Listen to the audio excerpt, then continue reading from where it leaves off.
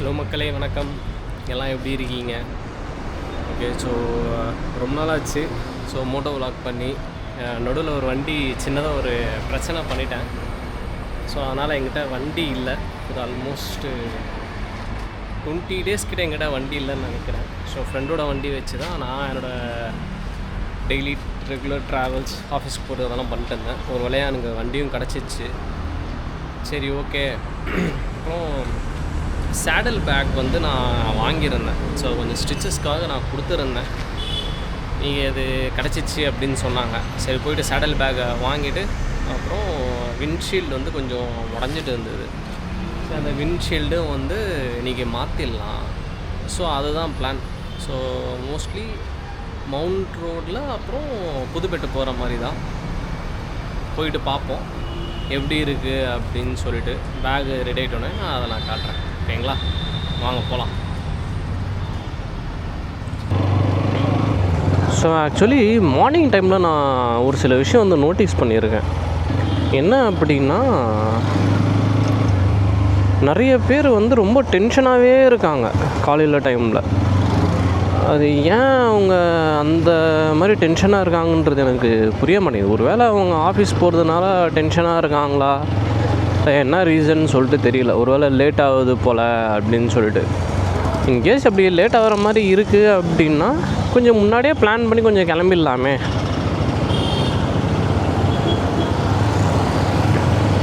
நிறைய பேருக்கு இப்போ ஆஃபீஸ் டைமிங் ஒரு மார்னிங் இப்போ ஒரு 9 o'clock இருக்குதுன்னு வச்சுக்கோங்களேன்.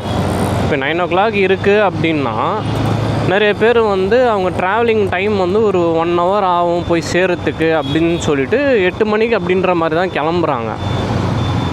அந்த 8 மணிக்கு கிளம்புறதுனாலே நிறைய பேர் என்ன பண்ணுறாங்கன்னா, ரோட்டில் வரும்போது ரொம்ப டென்ஷனாகவே வண்டி ஓட்டிக்கிட்டு எதுக்கெத்தாலும் எரிஞ்செறிஞ்சு விழுந்துக்கிட்டு அந்த மாதிரி தான் இருக்காங்க. அதுக்கு ஏன் 8 மணிக்கு கிளம்பணும்? ஒரு 1.5 மணி நேரத்துக்கு முன்னாடி கிளம்பலாம்ல, இல்லை ஒரு 15 minutes பிஃபோராகவே கிளம்பலாம்ல. அப்படி கிளம்பணும் அப்படின்னா கொஞ்சம் பீஸ்ஃபுல்லாச்சு இருக்கலாம். விஷயம் என்னென்னா, மார்னிங் டைமில் வண்டி ஓட்டுறது ரொம்ப கொடூரமாக வண்டி ஓட்டுறாங்க. ஏடா உடமாக வளைச்சிக்கிட்டு பின்னாடி யார் வரா அதெல்லாம் பார்க்குறதும் கிடையாது, முன்னாடி யார் போகிறானும் பார்க்குறதும் கிடையாது. நம்ம ஓட்டுறது தான் கரெக்டு அப்படின்னு கால்குலேட் பண்ணி அவங்க வண்டி ஓட்டிகிட்ருக்காங்க. இத்தனைக்கும் அவங்க தப்பு பண்ணிடுறாங்க. தப்பு பண்ணிவிட்டு அது ஏன் அப்படின்னு கேட்டால் என்னமோ நம்ம தான் தப்பு பண்ணோம் அப்படின்ற மாதிரி அவங்க டிஃபெண்ட் பண்ணிக்கிறாங்க. நீங்கள் வேணால் ஒரு சில டைம் நீங்கள் ட்ரை பண்ணி பாருங்கள். ஏன்னா தெரியும் டெய்லி நம்ம இந்த டைமுக்கு தான் நம்ம கிளம்புறோம், டெய்லி இந்த டைமுக்கு தான் ஆஃபீஸ்க்கு போகிறோம் அப்படின்னு சொல்லிட்டு. ஆனால் அறக்க பறக்கன்னு சொல்லிட்டு ஏன் கிளம்பணும்? மைட் பி ஒரு சில பேர் வந்து பப்ளிக் டிரான்ஸ்போர்ட் யூஸ் பண்ணுறவங்க கொஞ்சம் கஷ்டங்கள் இருக்கும், இல்லாமலாம் ஒன்றும் கிடையாது. ஏன்னா அவங்க வெயிட் பண்ணி அவங்களுக்கு தேவையான பஸ்ஸோ ட்ரெயினோ அது பிடிச்சி வரணும். ஸோ அவங்களுக்கு வந்து கொஞ்சம் டென்ஷன் ஆகும் தான், இல்லைன்னு நான் சொல்ல. ஆனால் இப்போ ஓன் டிரான்ஸ்போர்ட்டில் வந்து இப்போ கார்லேயோ இல்லை பைக்லேயோ அவங்க ட்ராவல் பண்ணும்போது அவங்க அட்லீஸ்ட் கொஞ்சமாச்சும் ரிலாக்ஸாக இருக்கான். ஆனால் அப்படிலாம் கிடையவே கிடையாது. என்னமோ உலகம் இன்றைக்கி அழிஞ்சு போகிற மாதிரி அவ்வளோ வேகமாக ஓட்டுறதும் சரி, அவ்வளோ டென்ஷனாக மற்றவங்கள பேசுகிறதுமே சரி. எதுக்கு அப்படி வந்து பண்ணணும்? அது கொஞ்சம் பொறுமையாகவே அவங்க கிளம்புனாலும், கொஞ்சம் சீக்கிரமாகவே கிளம்புனாலோ அந்த மாதிரி எல்லாமே போய்டும்ல. அந்த ஹேபிட் வந்து நிறைய பேர் மாற்றணுங்க ஆக்சுவலி. ஏன்னா என்கிட்டலாம் வந்து நிறைய பேர் அந்த மாதிரி பண்ணிட்டு நீ பார்த்து வர வேண்டியதானே அப்படின்னு என்ன கேட்பாங்க. நான் அதான் சொல்லுவேன், நான் வருதே பார்த்து தான் வந்துட்டுருக்கேன். நீங்கள் ஏடா கூடமாக வந்து வண்டியை ஓட்டிகிட்டு வரீங்க. நீங்கள் ஏடா கூடமாக வண்டி ஓட்டிகிட்டு வந்து நீங்கள் என்னையே வந்து கேள்வி கேட்குறீங்க. இது எந்த வகையில் நியாயம் இருக்குது?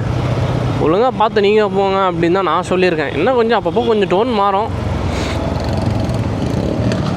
பின்ன சம்மந்தமே இல்லாமல் நம்மளை ஒருத்தவங்க கேள்வி கேட்குறாங்க, நம்மளை திட்டுறாங்க அப்படின்ட்டு இருக்கும்போது அது எப்படிங்க நம்ம அக்செப்ட் பண்ணிட்டு போக முடியும்? அது நம்மளுக்கு செட்டே ஆகாது அந்த மாதிரி இருக்கிறது. அது நிறைய சேஞ்ச் பண்ணுங்க ஆக்சுவலாக. நீங்களும் கொஞ்சம் அந்த மாதிரி டைமை மட்டும் கொஞ்சம் மாற்றி பாருங்கள். உங்களுக்கு அதில் கொஞ்சம் நல்லாவே டிஃப்ரென்ஸ் தெரியும். கிளைமேட் என்னப்பா, ஐயோ நான் மழை வருமோ, ரொம்ப மூடிக்கிட்டு இருக்கிற மாதிரி இருக்கே.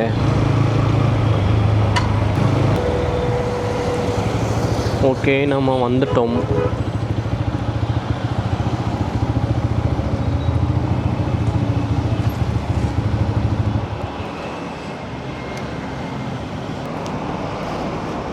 ஓகே, நம்மளோட சேடல் பேக்கு வாங்கியாச்சு. நல்லாவே ஸ்டிச் பண்ணி கொடுத்துட்டாங்க.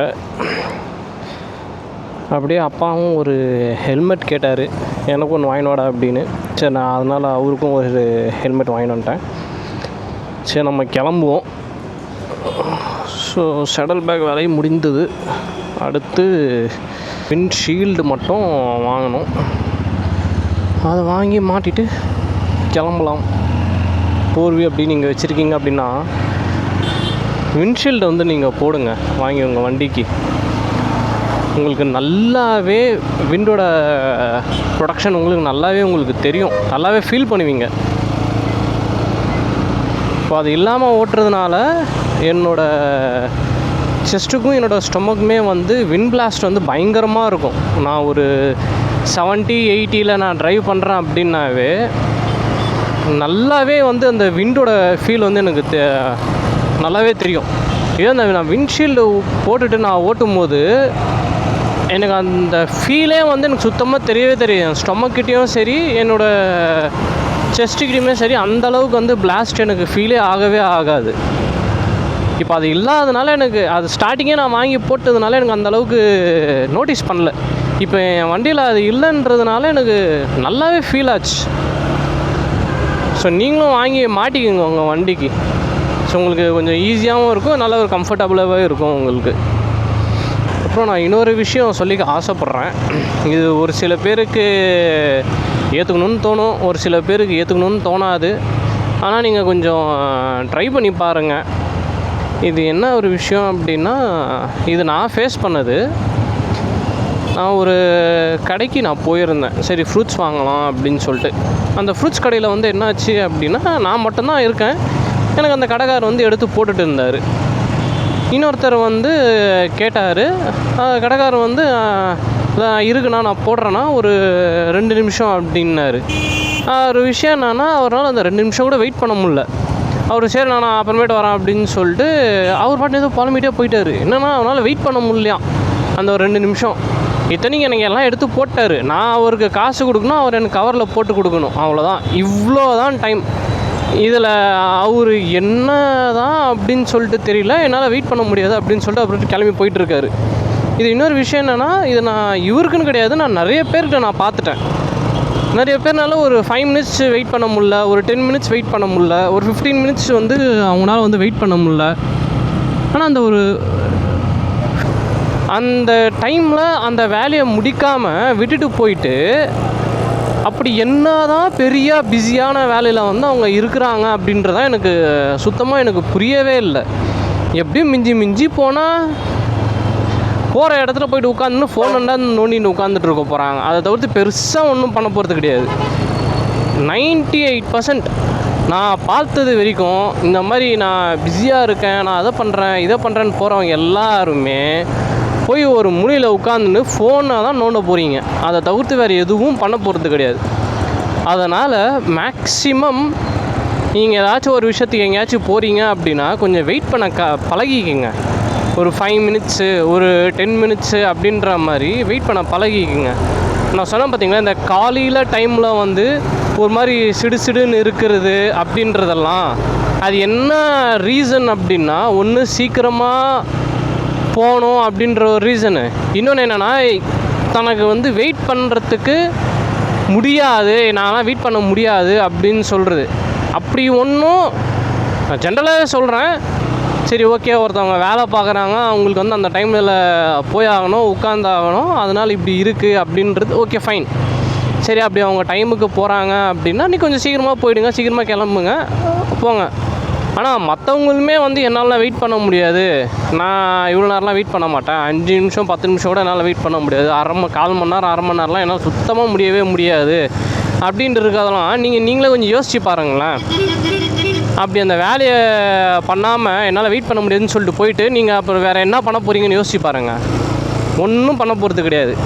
போயிட்டு உட்காந்துன்னு ஃபோனில் ரீல்ஸை பார்த்துக்கிட்டோ இல்லை ஏதாச்சும் வீடியோஸை பார்த்துக்கிட்டோ மட்டும்தான் உட்கார போகிறீங்க. ஆனால் அந்த டைம் அந்த வேலை முடியலன்னு சொல்லிட்டு கிளம்பி போயிடுவீங்க. மறுபடியும் ரிட்டர்னு அந்த வேலைக்குன்னு சொல்லிட்டு நீங்கள் எப்படி பார்த்தாலும் வந்து தான் ஆகணும், வராமல் இருக்க போகிறது கிடையாது. அது என்னமோ கரெக்டு தானே?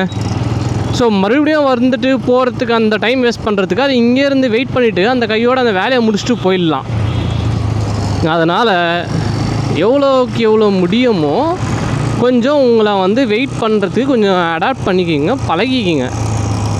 அது உங்களுக்கு கொஞ்சம் பெட்டர் பர்சனாக மாற்றணும்னு வச்சுக்கோங்களேன். நிறைய விஷயத்தில் ஃபார் எக்ஸாம்பிள் சின்ன சின்ன விஷயத்துக்கு வந்து உங்களுக்கு கோவம் வருது அப்படின்னா நீங்கள் இந்த மாதிரி வெயிட் பண்ணுறீங்க பார்த்தீங்களா, இந்த மாதிரி வெயிட் பண்ணுற பிஹேவியர்னால் அந்த டக்குன்னு கோவம் வர்றது வந்து அந்த அவ்வளோ சீக்கிரம் வந்து உங்களுக்கு வராது.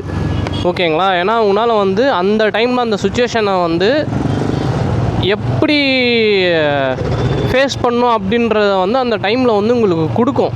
ஆனால் உங்களால் வெயிட் பண்ண முடியல, நான் இப்படி தான் நான் பண்ணுவேன், என்னால் வெயிட் பண்ண முடியாது அப்படின்னா உங்களுக்கு எல்லாத்துக்குமே உங்களுக்கு கோவம் வரதான் செய்யும். தொட்டதுக்கெலாம் உங்களுக்கு கோவம் வரும். அதுவே என்ன ஆகும்னா உங்களோட பர்சனாலிட்டியை வந்து அது கம்ப்ளீட்டாகவே அது சேஞ்ச் ஓவர் பண்ணும். ஸோ அதை அவாய்ட் பண்ணிக்கோங்க. முடிஞ்ச அளவுக்கு கொஞ்சம் பீஸாக இருக்கிற மாதிரி பார்த்துக்குங்க. ஓகே, நம்ம வந்துட்டோம் புதுப்பேட்க்கு. இதுக்கு முன்னாடி நான் ஒரு கடையில் மாட்டினேன், அது எந்த கடைலாம் எனக்கு ஞாபகம் இல்லை.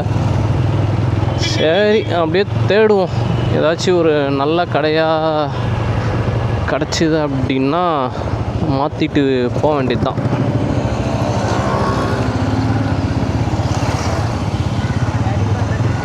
எங்கே இருக்குன்னு தெரியலையே.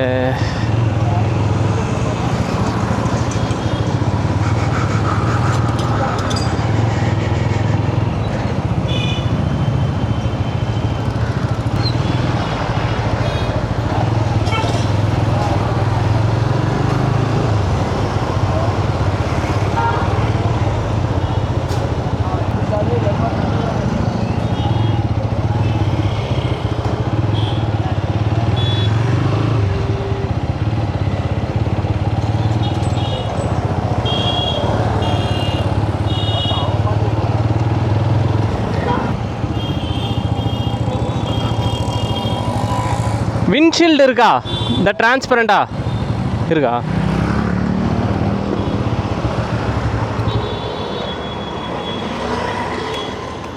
எவ்வளோ வருது?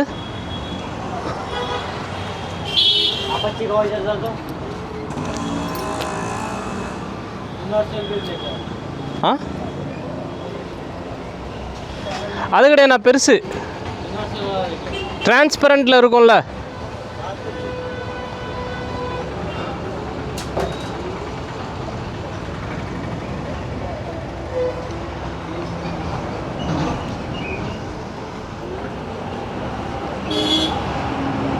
டிரான்ஸ்பரண்டாக இல்லையா? சரி.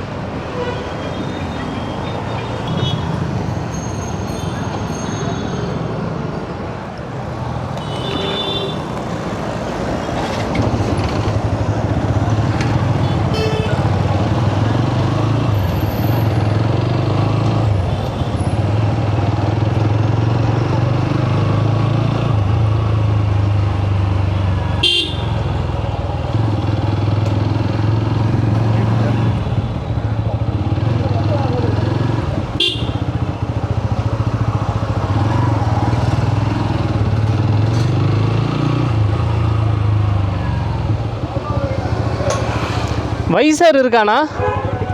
வைசர் இருக்கா? பெரிய ஆல்ட்ரேட் வைசரா? ஆ, ஆல்ட்ரேட் பெருசு இருக்கும். டிரான்ஸ்பரண்டா? ஆ, அப்படியா? பிளாக் சொல்கிறீங்களா நீங்கள்? ஹைட்டாக போடுறீங்களா? அவ்வளோலாம் கிடையாது. யூஸ்வலாக 2-3 சைஸில் வருமா, ஒன்று சின்னது கொஞ்சம் பெருசு, அதோட கொஞ்சம் பெருசு இருக்கா, அவ்வளோ அந்த சைஸ் தான். ரெண்டாவது லிஃப்ட்டில் சென்னை மிக்ஸ். ஓகே. ஆ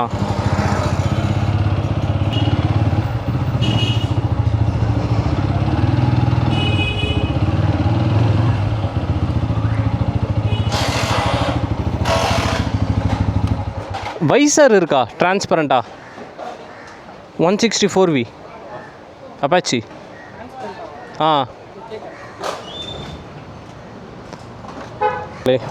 ஒரு வழியாக நம்ம வைசர் போட்டாச்சு. ஸோ இதுதான் இப்போதைக்கு கரண்ட் லுக்கில் இருக்குது. இந்த வைசர் தான் கொஞ்சம் கிடைக்கல. இதுக்கு முன்னாடி போட்ட மாடல் நல்லா இருந்தது. இப்போதைக்கு இதை டெம்பரரியாக ஏதோ ஒன்று போட்டிருக்கேன். சரி பார்த்து அப்புறமேட்டு அட்ஜஸ்ட் பண்ணிக்கலாம், அதை கொஞ்சம் ஷேப்பை மட்டும் கொஞ்சம் சேஞ்ச் பண்ணிக்கலாம் அப்படின்னு சொல்லிட்டு. Okay, tata, bye bye, see you in the next video.